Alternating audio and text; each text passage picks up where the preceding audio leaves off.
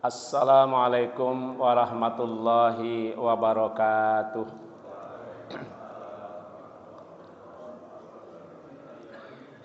Bismillahirrahmanirrahim. Innal hamdalillah nahmaduhu wa nasta'inuhu wa nastaghfiruh wa na'udzu billahi min sururi anfusina wa min sayyiati a'malina.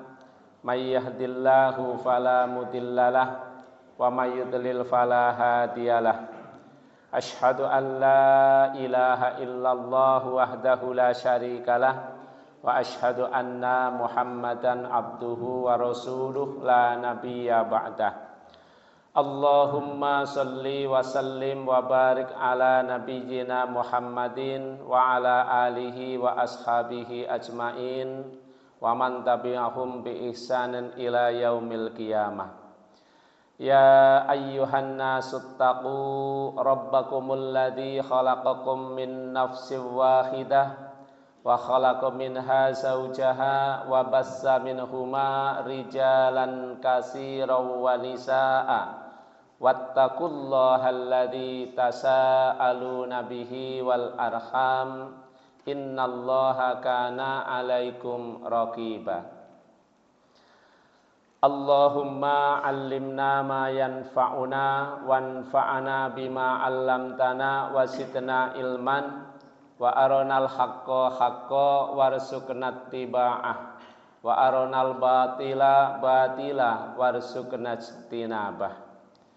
Amma ba'du, ma'asyiral muslimin, jamaah salat subuh, jamaah jihad pagi Masjid Nurus Sa'adah, sumampir para bapak, para ibu yang kami hormati dan semoga senantiasa dalam keberkahan.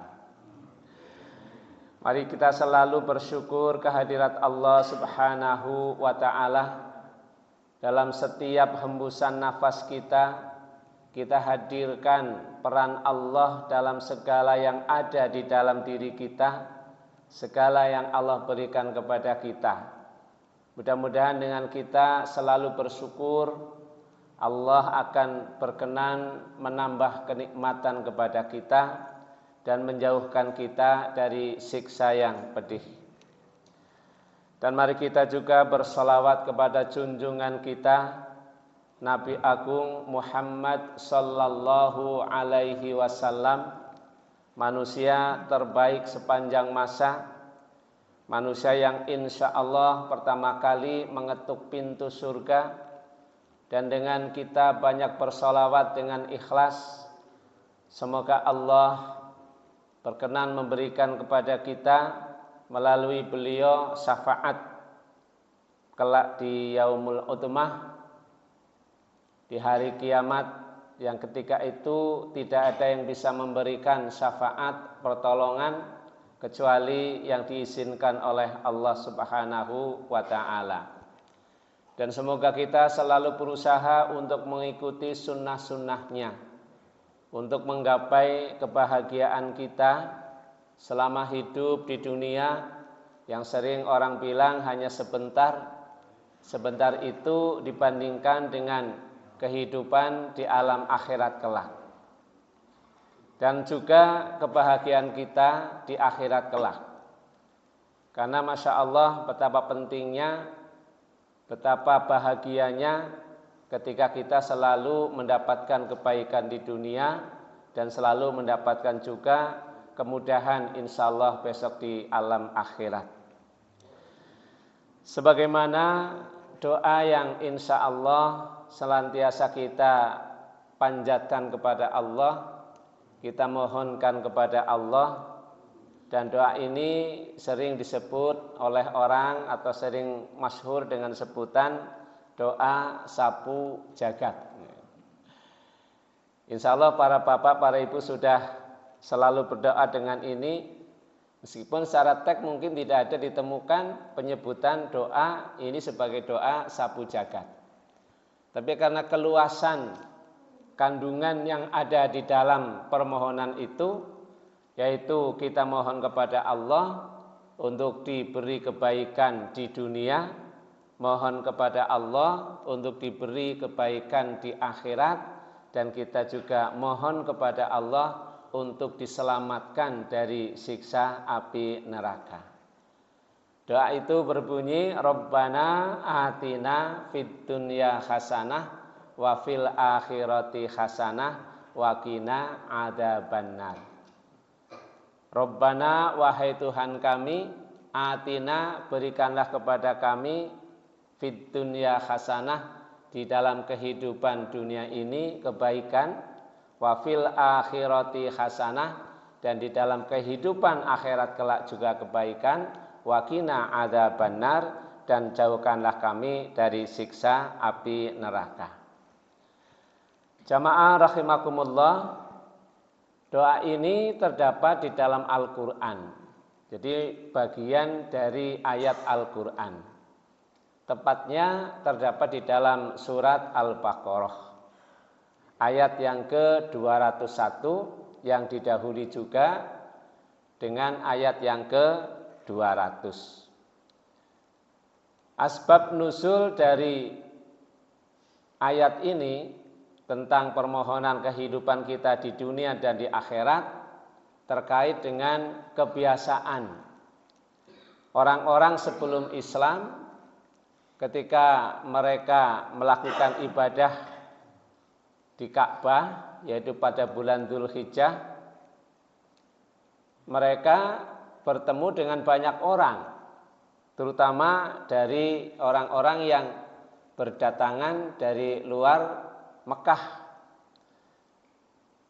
Dan salah satu kebiasaan orang-orang Arab atau akhlak mereka yang kemudian diteruskan oleh Rasulullah karena merupakan akhlak baik adalah semangat mereka di dalam menyambut, menghormati, menjamu tamu. Nah, ketika mereka bertemu dengan banyak orang yang melakukan ritual yang kemudian oleh Islam, ritual itu juga diteruskan dengan manasik haji, mereka banyak pamer istilahnya, menyebut, membanggakan keturunan, bukan keturunan ke bawah. Jadi nenek moyang mereka.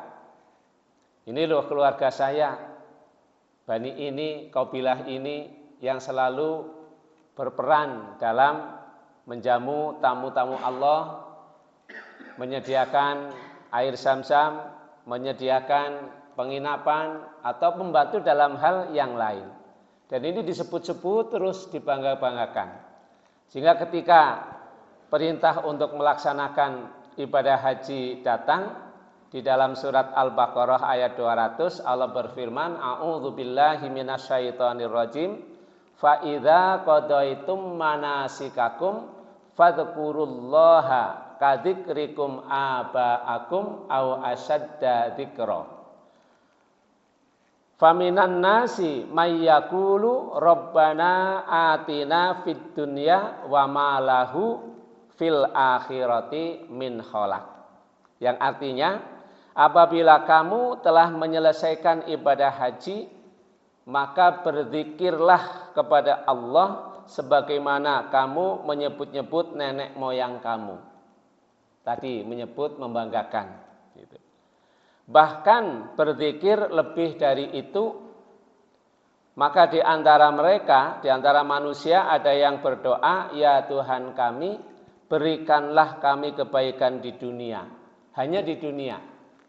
Wa ma lahu fil akhirati min khalaq, dan di akhirat dia tidak memperoleh bagian apapun.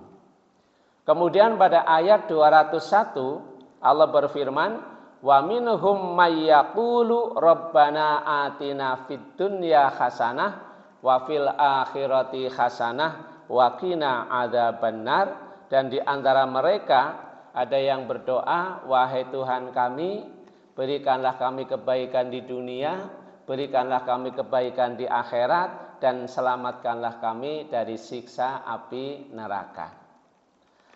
Bapak Ibu rahimakumullah, barangkali dari terkait dengan pelaksanaan ibadah haji ini, kita sering mendapatkan atau ketika ada bimbingan manasik dan kebetulan calon jamaah yang akan berangkat haji itu sudah sepuh karena lama menunggunya, Diberi manasik, kemudian diberi buku panduan, dan buku panduan ini juga ada yang resmi dari Kementerian Agama. Di situ banyak sekali doa-doa, mulai doa dari mempersiapkan diri dari rumah sampai dengan doa nanti ketika melaksanakan manasik. Dongane dawa-dawa, wong awi sepuh, kon ngapalna bingung, stres ngapalna, malah beban nanti. Nah, apalagi kalau melihat doa tawaf putaran 1 panjang sekali. Doa tawaf putaran 2 ada sendiri. Doa tawaf putaran ketiga juga ada. Sampai ke-4, ke-5, ke-6, ke-7. Sangat baik kalau hafal. Namun dengan kondisi terkadang sudah waktunya mepet, apalagi kalau yang kuota tambahan ya, burung siap wis dipanggil begitu. Nah biasanya diberi saran, diberi bombongan begitu, nggak usah khawatir. Mengko nangkana dongane Robbana atina fid dunya hasanah wa fil akhirati hasanah wa qina adzabannar. Jadi gue sing diapalna doa sapu jagat gitu.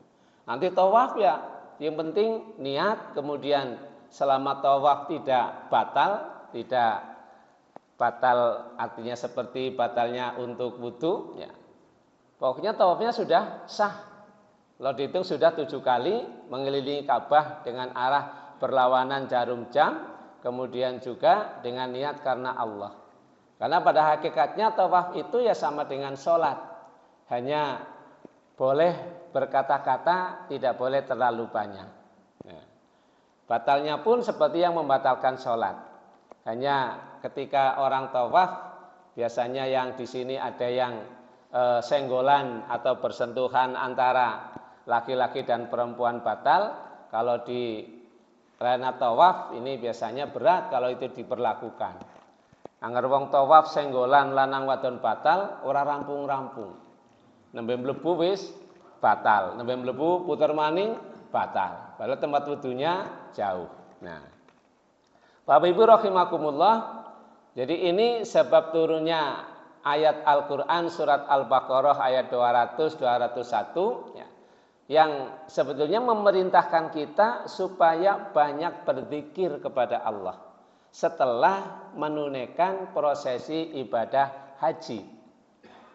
Nah, ibadah haji kan itu dimulai pada tanggal 8. Tanggal 8 kalau Rasulullah dulu itu menuju ke Mina. Bermalam 1 malam, kemudian pada pagi harinya berjalan menuju Arafah, nanti wukuf, malamnya menuju Musdalifah, kemudian paginya menuju ke Mina, melempar jamrah Aqabah, terus menuju ke Masjidil Haram, tawaf ifadah, kemudian sa'i. Nah, insya Allah setelah itu sudah boleh berganti pakaian. Tapi belum selesai, masih ada kewajiban untuk tinggal di Mina minimal 2 hari, atau mau yang nafar sani tinggal sampai tanggal 13. Jadi mulai tanggal 8, 9, 10, 11, 12, 13. Nah, setelah selesai ini fa idza qadaitum manasikakum, setelah kamu menyelesaikan manasik kalian, fadhkurullah, di Mina itu supaya banyak zikir kepada Allah Subhanahu wa taala. Dan banyak berdoa, dan di antara doanya faminhum may yaqulu rabbana atina fid dunya hasanah wa fil akhirati hasanah wa qina adzabannar. Jadi kita mohon diberi kebaikan di dunia, dan Masya Allah kebaikan di dunia ini juga sangat luas. Sangat luas. Meskipun ada yang mengatakan kehidupan di dunia hanya sebentar, tapi Allah memberikan kebaikan kita dan kita hajat terhadap kebaikan itu juga sangat luas. Kita mohon diberi kesehatan. Karena dengan kesehatan insya Allah kita akan merasa lebih enak. Beribadah kepenak, bekerja kepenak, juga nyaman. Kemudian kita supaya diberi rezeki yang mencukupi, rezeki yang barokah. Syukur jumlahnya banyak. Karena yang namanya rezeki itu sudah ditentukan oleh Allah, kita wajibnya adalah ikhtiar dengan jalan yang halal. Kadang juga ada rezeki yang disebutkan oleh Allah tidak disangka-sangka datangnya dan tidak diperkirakan. Mungkin kalau bapak-bapak yang sudah purna tugas ada rezeki, ada yang mendapatkan pesangon, ada yang mendapatkan dana pensiun setiap bulan. Ini kan sudah diperkirakan. Artinya secara normal rezeki saya setiap bulan ini. Tapi ada yang datangnya tidak terduga. Bagaimana kemarin ada bakul es teh ya. Bakul es teh kan orang ngira dia mau jualan akan mendapatkan rezeki yang banyak. Meskipun awalnya harus mungkin direndahkan atau dilecehkan terlebih dahulu. Nah, sebab pengajian iki nang masjid ora ana sing adol es teh ya. Apalagi waktunya subuh dan di masjid kan juga tidak boleh berbisnis atau berjual beli. Nah, pengajian yang lapangan lah kemungkinan. Dia mendapatkan rezeki yang banyak dan itu memang sudah ditakdirkan oleh Allah dengan jalan seperti itu. Mendapatkan jumlah duit yang banyak ya, es teh laris, jadi viral dan terkenal. Nah, itu rezeki dari Allah Subhanahu wa taala. Sudah ditentukan dan kalau memang rezeki kita, rezeki itu akan mencari pemiliknya dan tidak akan tertukar. Meskipun kita mencari setengah mati, berusaha setengah mati, kalau bukan rezeki kita, ya tidak akan kita dapatkan. Barangkali pernah saya contohkan begitu, rezeki yang sudah dekat sekali dengan kita, ya, panjenengan bakso begitu, isinya 5, sing cilik 4, sing gede 1. Biasanya sing dardin sing pundi Pak? Nah sing cilik tintang nandisit kan. Sing cilik tintang nandisit, dari sing gede ya. Anu gede dan bakso urat kan mandan kenyal gitu nih. Ketika arep ditugel karo garpu karo sendok mencolot begitu.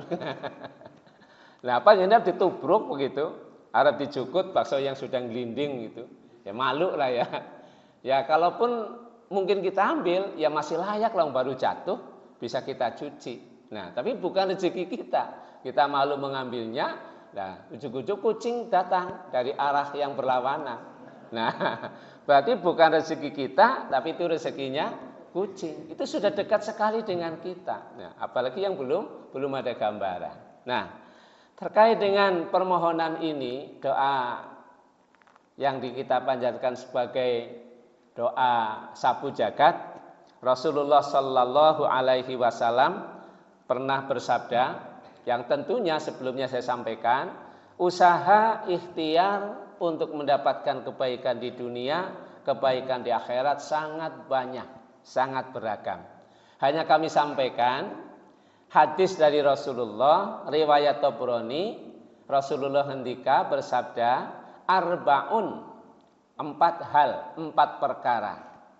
Man u'tiyahunna, barang siapa yang diberi 4 hal tersebut, faqad u'tiya khairat dunya wal akhirah.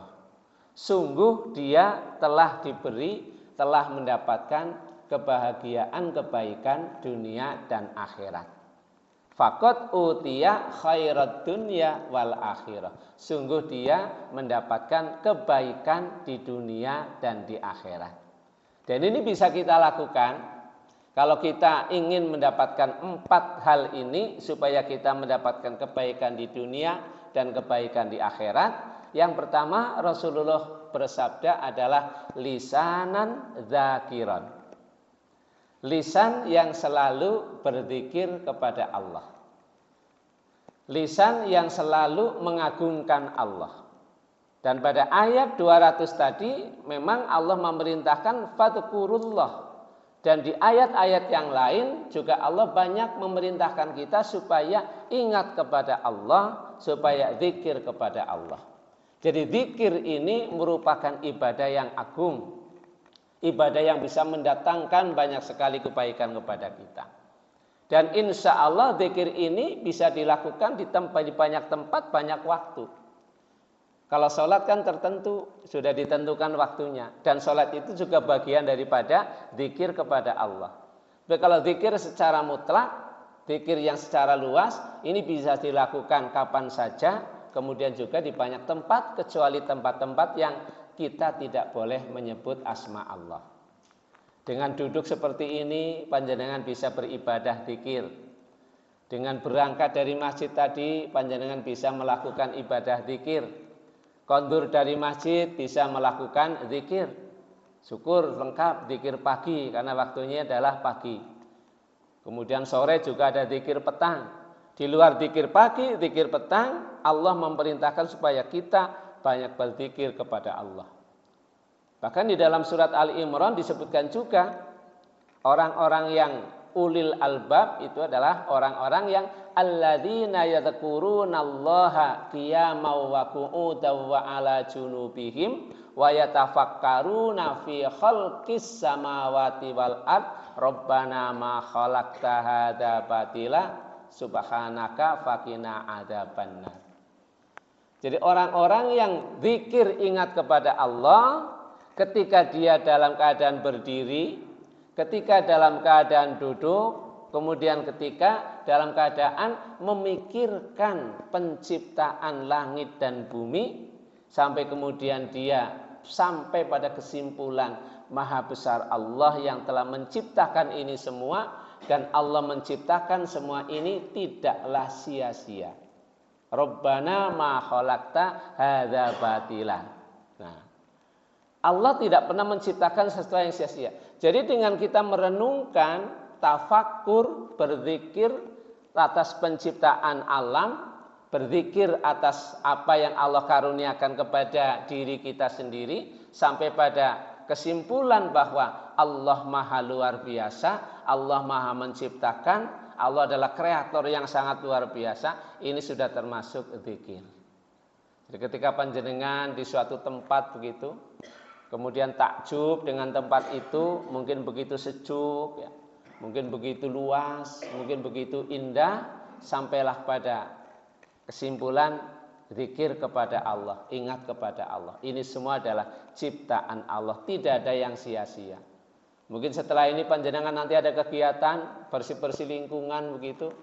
Nah, karena musim hujan banyak nyamuk, panjenengan terganggu, nangkane cokot nyamuk, nangkane cokot lemut. Mungkin pada kesimpulan jane Gusti Allah gawe lemut ki nggo ngapa.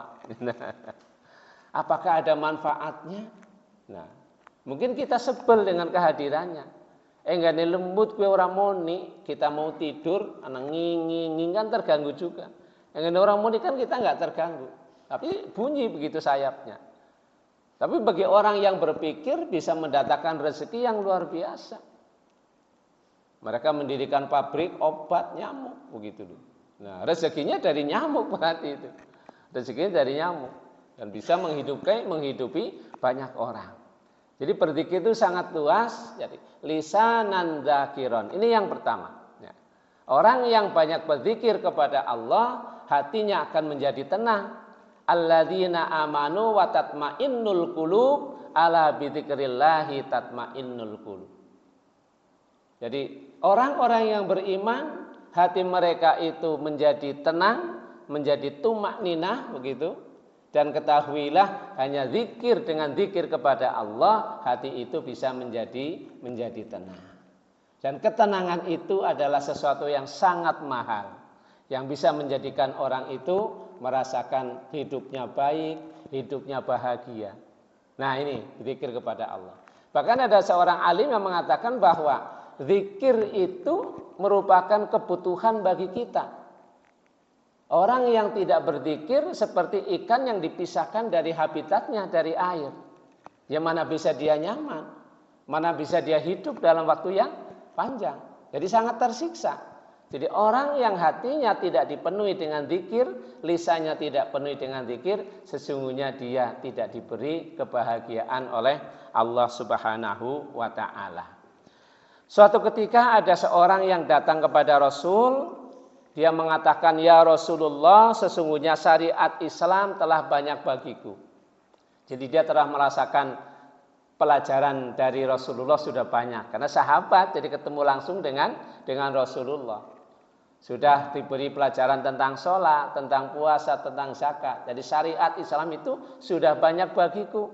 Kemudian yang mengatakan, beritahukan kepadaku sesuatu yang bisa aku pegang. Dia ingin sebuah amalan yang bisa diamalkan, yang bisa menjadi pegangan. Apa jawab Rasulullah? La yazalu lisanuka rotuban min dzikrillah. Hendaklah lisan kamu selalu basah dengan zikir kepada Allah. Ini perintah Nabi supaya jadikan pegangan. Dan sahabat ketika ketika menerima sesuatu dari Rasul, apalagi sesuatu itu dia tanyakan sendiri, Rasulullah menyampaikan jawabannya, dia akan pegang dan tidak akan pernah melepaskannya lagi. Ketika dia diberitahukan bahwa hendaklah lisan kamu selalu basah dengan zikir kepada Allah, maka dia terus-menerus berzikir kepada Allah. Jadi banyak kesempatan untuk kita, mungkin dalam perjalanan, zikir kepada Allah. Sebelum berangkat kita berdoa, itu juga termasuk zikir kepada Allah. Kemudian ketika di dalam perjalanan kita menggunakan kendaraan sendiri, ya aja lagu bae sing disetel. Kawit awal nganti tekan begitu. Ya. Ya bolehlah sesekali, tapi ada yang memang mengharamkan begitu loh. Ada yang kalau sudah mengatakan bahwa musik bagiku sesuatu yang tidak bermanfaat, sesuatu yang haram, ya tidak akan memutar. Karena apa? Tidak akan mendatangkan kebaikan. Ya murotal mungkin disetel, atau mungkin dengan mendengarkan kajian yang ada di YouTube yang bisa disetel. Ini juga merupakan zikir kepada Allah Subhanahu wa taala. Membaca Al-Qur'an juga termasuk zikir kepada Allah. Beristighfar juga termasuk zikir kepada Allah. Rasulullah Shallallahu Alaihi Wasallam dalam hadis riwayat Muslim juga menyebutkan, ahabbul kalami ilallah. Ucapan yang sangat dicintai oleh Allah adalah arbaun, 4. Nih Bapak Ibu yang kami hormati, Rasulullah ngendika ucapan yang sangat dicintai oleh Allah ada 4. Yang pertama adalah subhanallah gitu. Maha suci Allah. Biasanya ini ada di wilayah-wilayah tertentu, di gang atau di jalan ditulis subhanallah. Kalau panjenengan di Arab ya di Madinah atau di Mekah juga ada. Perjalanan panjang gurun ada tulisan subhanallah. Maha suci Allah. Ringan untuk kita ucapkan.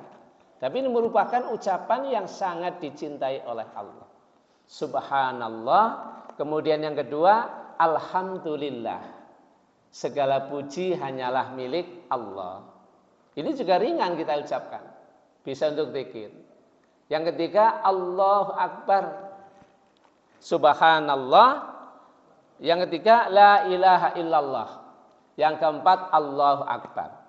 Subhanallah, walhamdulillah, la ilaha illallah, Allahu Akbar. Rasulullah ngendika, la yadurruka bi ayyihinna bada'ta.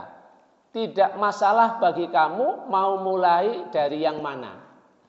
Artinya 4 kalimat ini yang disebutkan berurutan, subhanallah, walhamdulillah, la ilaha illallah, Allahu Akbar, tidak harus dimulai dari subhanallah. Bisa dari yang tengah, misalkan la ilaha illallah, Allahu Akbar, subhanallah, walhamdulillah. Tapi karena kita sudah terbiasa dengan urutan seperti itu, ya biasanya yang paling nyaman, paling kepenak bagi kita, paling familiar ya subhanallah, walhamdulillah, wala ilaha illallah, wallahu akbar. Mau ditambah ya la haula wala quwata illa billahil aliyyil azim. Pamane mandet di lagu itu kan kepenak nang kuping begitu loh. Subhanallah, walhamdulillah, wala ilaha illallah, wallahu akbar, wala haula wala quwwata illa billahil aliyyil azim. Enggak masalah.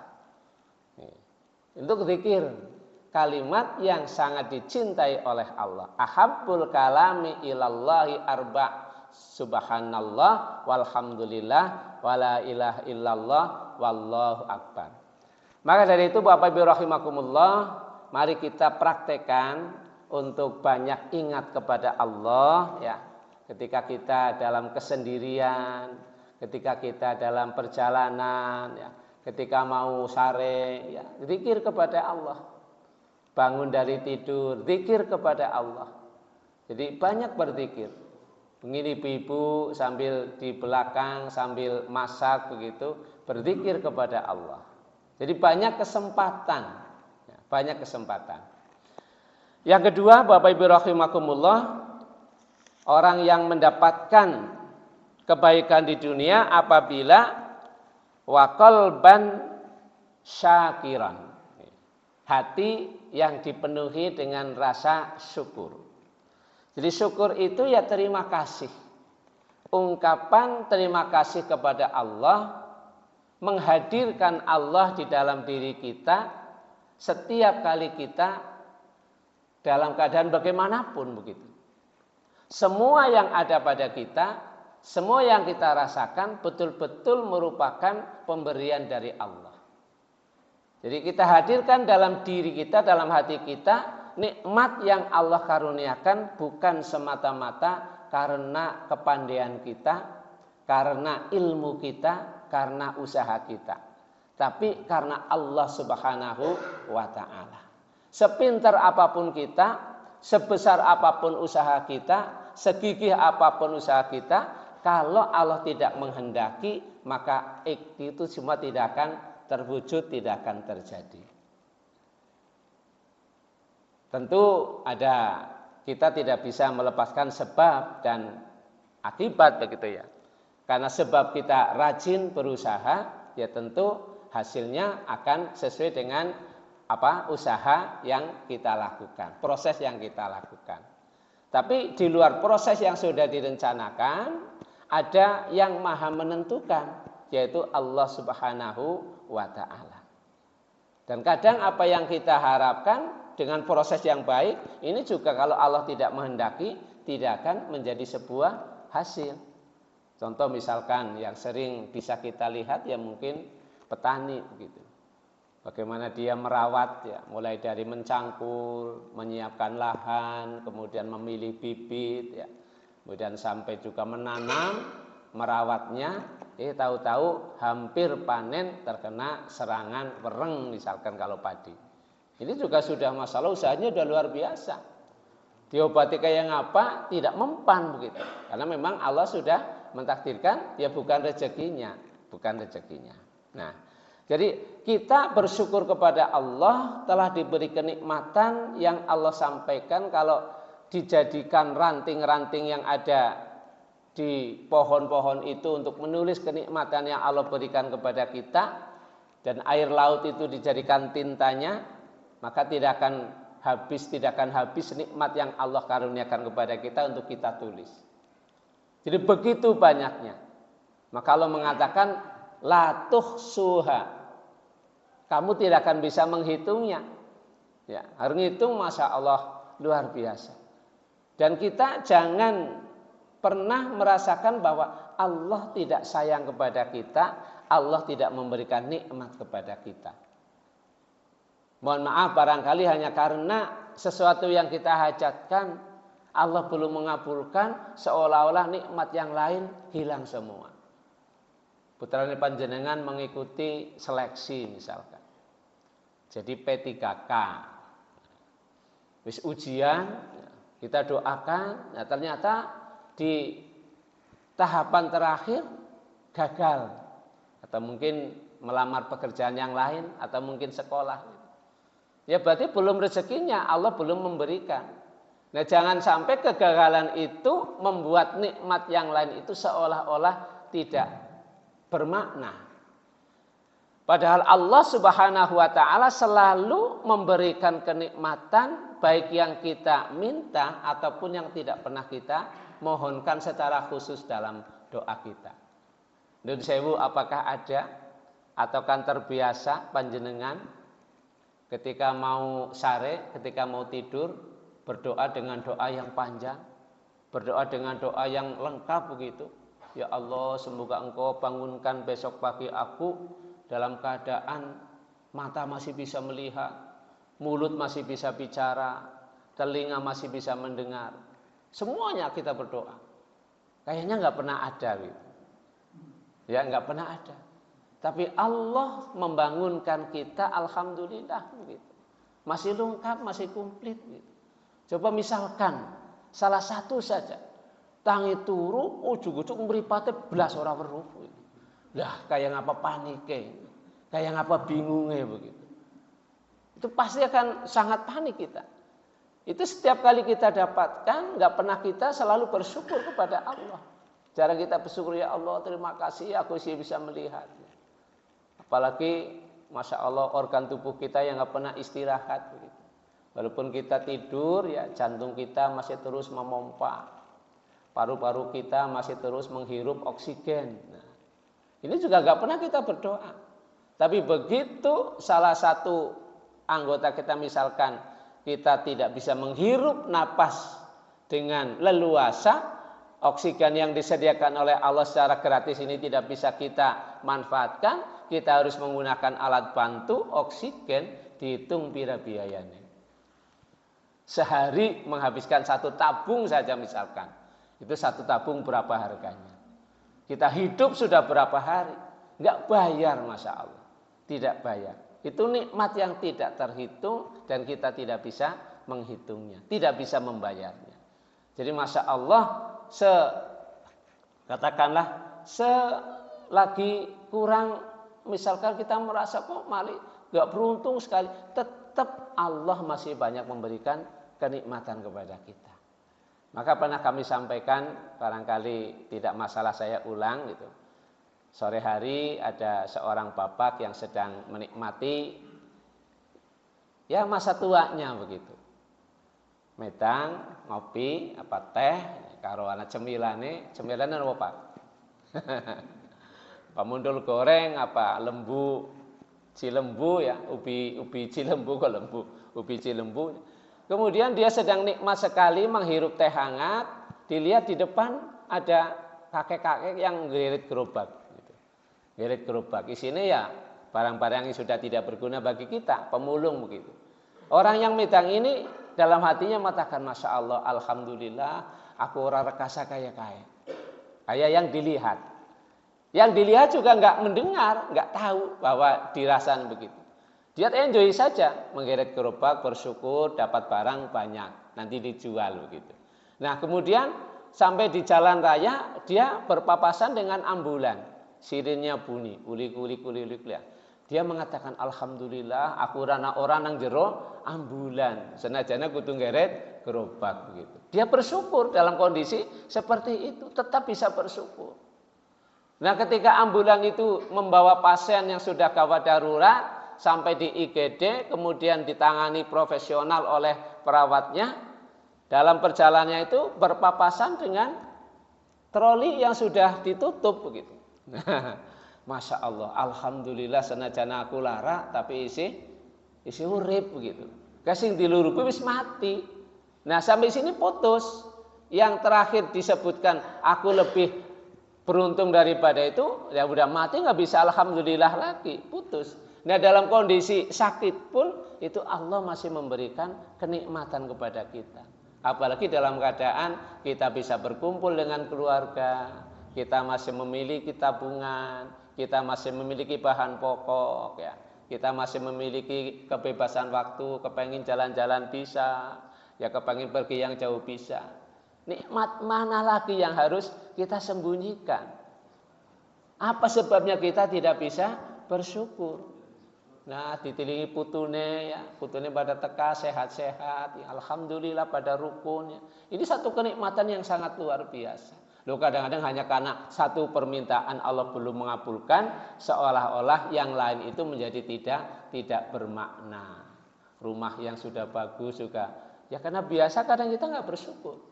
Mainlah ke tempat orang-orang yang rumahnya sederhana, nanti bisa, Masya Allah, alhamdulillah gitu. Kalau kadang niku pas mangkat ngode niku, berangkat sekolah, pedukan nun sewu dengan orang yang bawa motor, belakangnya ada dipan apa amben risban gitu ya, risban loro digeret begitu. Saya mengatakan, ya Allah, orang itu rezekinya belum tergambar begitu. Nah, sing pas kerja sudah pastikan berangkat kerja, ya pasti akan mendapatkan bayaran, apakah mingguan, apakah bulanan. Nah, sing nur sewu jualan seperti itu kan rezekinya belum ada gambaran. Arep payu kapan, nang endi. Tawakalnya luar biasa. Jadi dia tetap semangat begitu. Tetap semangat. Atau di perempatan Tanjung kalau saya dari arah barat, biasanya di tepi kiri itu ada tosa yang penuh dengan alat-alat tajam itu, peso, pacul, kudi. Lha untuk pacul siji kan dinggo 5 tahun urung tong mandi kan. Apa meneh panjenengan sing tuku ora tau dinggo sepisan be terus digledah kena. Ya tetap tawakal, dia tetap berjualan. Dan nyatanya dia tetap bisa berjualan kan berarti payu begitu loh. Masya Allah luar biasa. Rezeki itu sudah Allah tentukan, maka kita harus bersyukur ya. Melihat yang ada di bawah dalam hal kenikmatan dunia, tapi melihat yang di atas dalam hal ketakwaan. Ini perintah Rasul. Ya, di dalam kenikmatan di dunia kita harus melihat orang yang berada di bawah kita. Dalam hal ketakwaan kita iri kepada orang yang belum adzan sudah bisa datang ke masjid ya. Berinfak tanpa harus menyebutkan, tanpa harus pamer. Ini harus kita iri begitu. Selalu baca Quran, selalu banyak zikir. Kemudian yang ketiga, Bapak Ibu rahimakumullah, Rasulullah menyebutkan wabadanan alal balai sabiron. Tubuh badan yang ketika mendapatkan bala, mendapatkan sakit itu sabar. Ya, kemudian tadi sehat itu nikmat. Bahkan dikatakan sehat itu mahkota yang dipakai oleh seseorang yang baru bisa merasakan, bisa dilihat oleh orang yang sakit. Panjenengan bisa jalan tanpa alat bantu misalkan. Wong ini usia-usia ini kan biasanya ada ya keluhan dengkule ora kuat begitu ya. Itu panjenengan bisa berjalan dengan lancar, kemudian ada orang yang terganggu masalah persendian dengkulnya, itu yang bisa merasakan nikmat itu orang yang sakit. Lah yang seneng temennya bisa melaku banter jejeg begitu. Aku melaku wis kudu nganggo teken ora bisa banter begitu. Jadi badan yang ketika ditimpa sakit bersabar ini adalah mendapatkan kebahagiaan di dunia dan di akhirat. Jadi sakit itu bisa positif, bisa mendatangkan pahala kalau diikuti dengan sabar. Bahkan menggugurkan dosa-dosa. Maka kalau kita mendoakan orang sakit kan tahurun insya Allah. Semoga dengan sakit itu Allah akan mensucikan kamu. Sakit bisa mendatangkan manfaat, menggugurkan dosa-dosa. Dan juga bisa mendatangkan manfaat dengan derajat kita ditingkatkan oleh Allah. Jadi seumpama panjenengan itu sudah tidak punya dosa, panjenengan ditimpa dengan ujian sakit ya. Sebab dosanya wis ora anak enggak anak begitu ya. Itu berarti manfaat juga meningkatkan derajat begitu. Nah, derajat kita ditingkatkan nanti di akhirat, di surga juga tentunya mendapatkan surga dengan tingkatan yang luar biasa. Jadi surga itu tingkatannya ke atas, Bapak Ibu rahimakumullah ya. Ini darajah ya. Kalau neraka berarti ke bawah tingkatannya. Sampai kepada dasar itu, keraknya itu. Itu tingkatan yang paling berat. Tingkatan yang paling luar biasa itu dasar neraka. Kalau surga tingkatan yang paling atas.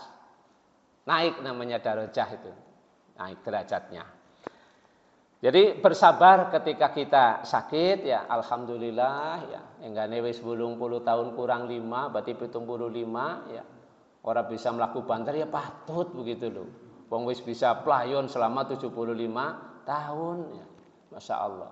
Jadi kalau penglihatan kita sudah enggak jelas ya wajar wong itu sudah digunakan lama sekali. Onderdil tubuh kita kan ada juga batas waktunya. Nah, yang terakhir adalah Rasulullah ngendika wazaujatan solihatan. Ini yang dijadikan pokok bahasan ya laki-laki begitu. Maka Rasulullah menyampaikan wazaujatan solihatan, istri yang solihah la tabghihi khaunan fi nafsiha wa ma lihi.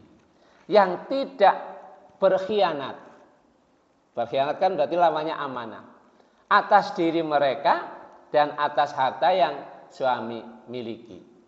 Jadi istri yang solihah, istri yang taat kepada suami, ini menyebabkan rumah tangga akan menjadi bahagia.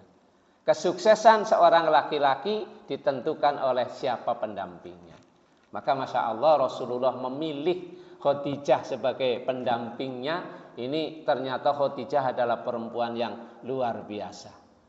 Meskipun tidak muda ketika dinikah oleh Rasul, tapi di kemudian hari teruji Khadijah adalah seorang perempuan yang solihah.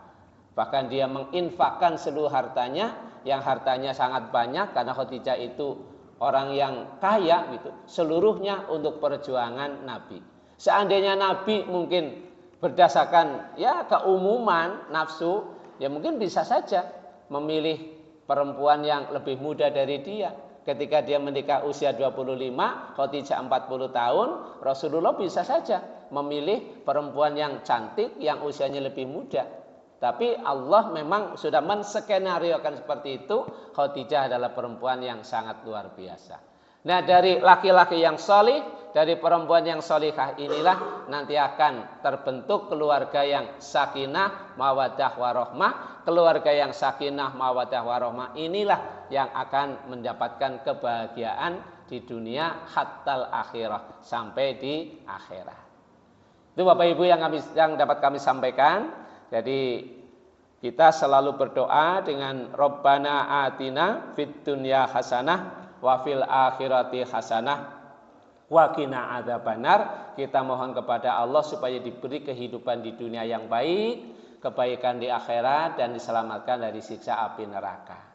Dan ada 4 hal yang disampaikan oleh Rasulullah, ya, apabila kita memiliki, apabila kita berusaha untuk melakukannya, akan diberi kebahagiaan, kebaikan dunia dan akhirat. Yang pertama adalah lisan yang selalu berzikir kepada Allah, hati yang selalu bersyukur atas pemberian Allah, tubuh yang ketika sakit bersabar, dan yang keempat adalah istri atau suami yang solihah dan yang solih.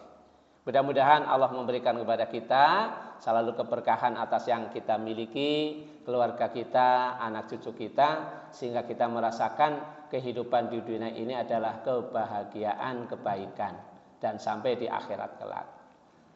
Subhanakallahumma wa bihamdika asyhadu an la ilaha illa anta astaghfiruka wa atubu ilaik wal afu minkum. Assalamualaikum warahmatullahi wabarakatuh.